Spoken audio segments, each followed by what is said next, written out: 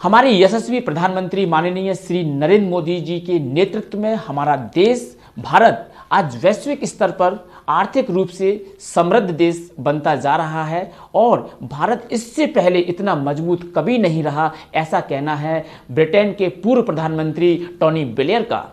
Tony Blair ने कहा है कि दुनिया देश आर्थिक महाशक्ति के रूप में अमेरिका और चीन को एक विकल्प के रूप में देखते हैं, लेकिन अब भारत भी तीसरा विकल्प बन गया है। आर्थिक और सुरक्षा के मामले में भारत दुनिया के अग्रणीय देशों की पंक्ति में खड़ा है। यह सब कुछ संभव हो सका है हमारे यशस्वी प्रधानमंत्री माननीय श्री नरेंद्र मोदी जी के कुशल नेतृत्व के कारण। फ्रेंड्स, इससे पहले हमारे देश में इस प्रकार का नेतृत्व हमारे देश को नहीं मिल सका। इस कारण से हमारे भारत जैसे देश, जिसे हम सोने की चिड़िया कहते हैं, ये इतना पिछड़ गया। लेकिन आज हमारे देश की कमान योग्य महापुरुषों के हाथ में है। हमें उनका समर्थन करना चाहिए, हमें उनका उत्साहवर्धन करना चाहिए, जिससे कि हमारे देश में हमारा देश और भी तरक्की और ऊंचाइयों को छू सके और विश्व में कीर्तिमान स्थापित कर सके, नए नए कीर्तिमान स्थापित कर सके। फ्रेंड्स, मोदी जी की कितनी योजनाएं हैं जो हमारे देश में धरातल पर काम करती हैं। सबसे पहले मुझे मोदी जी की एक योजना अच्छी लगी, वो है डिजिटल इंडिया। हमारे देश में भ्रष्टाचार को रोकने के लिए मोदी जी की जो डिजिटल प्रोग्राम है वो बहुत सार्थक और कारगर सिद्ध हुआ है।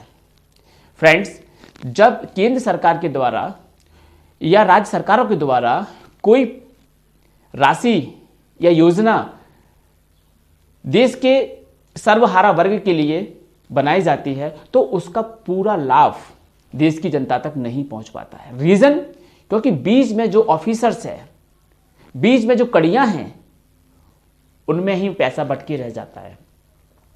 इस समस्या को हमारे सरकारों ने आइडेंटिफाई किया और इसको दूर करने के लिए सभी लोगों को अपने से डायरेक्ट जोड़ लिया।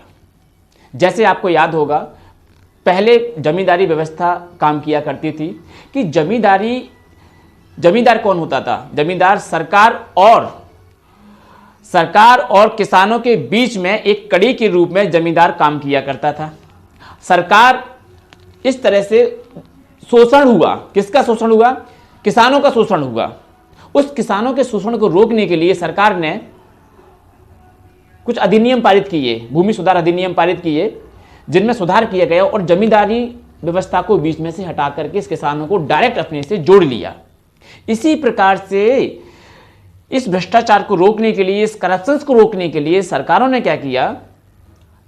विशेष करके हमारी प्रेजेंट जो वर्तमान सरकार है, बीजेपी की सरकार है, इसने क्या किया? डिजिटल इंडिया प्रोग्राम को लॉन्च किया। अब डिजिटल इंडिया प्रोग्राम के लॉन्च हो जाने से सरकार के द्वारा जो भी राहत राशि दी जाती है, जो भी योजनाएं बनाई जाती हैं, उनको धरातल पर लागू किया जा सके, ये संभव हो सका है माननीय यशस्वी प्रधानमंत्री नरेंद्र मोदी जी की डिजिटल इंडिया प्रोग्राम के माध्यम से, जो उन्होंने 2015 में लॉन्च किया था। फ्रेंड्स, इस प्रकार न जाने कितनी योजनाएं, कितने ऐसे काम जो इस देश के लिए असंभव थे, हमारे यशस्वी प्रधानमंत्री मोदी जी के द्वारा उनको संभव करके दिखाया गया है। मैं सबसे अपील करता हूं कि ऐसे महापुरुषों का, ऐसे पुरुषार्थी लोगों का उत्साहवर्धन करें, उनका साथ दें। जय हिंद।